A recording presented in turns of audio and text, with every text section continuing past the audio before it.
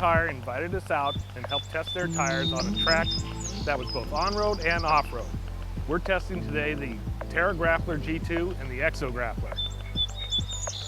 We took the Exo Grappler out on the street and on the trail today. It was really quite interesting because the Exo Grappler is predominantly a tire that's made for off-road, but for long distances. It's made for the guy that does 100 miles on gravel road and then finally gets to work.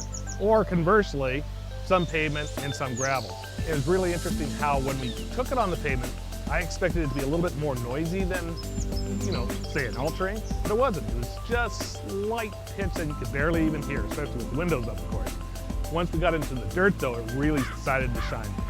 All the little sights on it and the alternating lugs on the outside really helped it grab the dirt, threw us up the hill, got us right into the corners where it grabbed really well, so you notice that it had both lateral and forward and rear traction, no problem.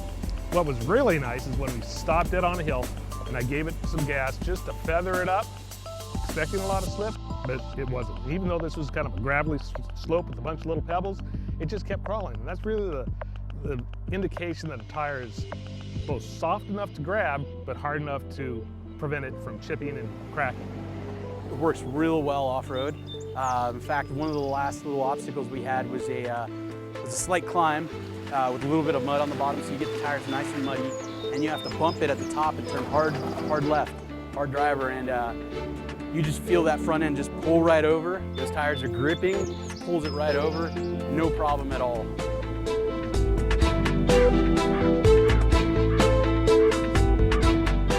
The Terra Grappler G2 is amazing, in its own right. It's pretty quiet on the road. It's a super quiet tire.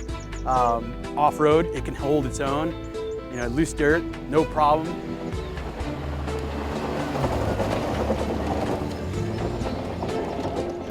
In the dirt, we had really pretty smooth ride. Of course, the Jeep Wrangler is a pretty capable vehicle on its own, but we really had almost no slippage with the Terras, which is the less aggressive variant, I'm told. We got through some pretty steep, sandy stuff with minimal trouble in four-wheel high. Didn't have to go to low at all. And with the Grapplers, we got up a lot of stuff in two-wheel drive and only had to drop into four into some really hairy, really soft stuff. So that was a plus. We tried out the Terra Grappler on both off-road and on the highway.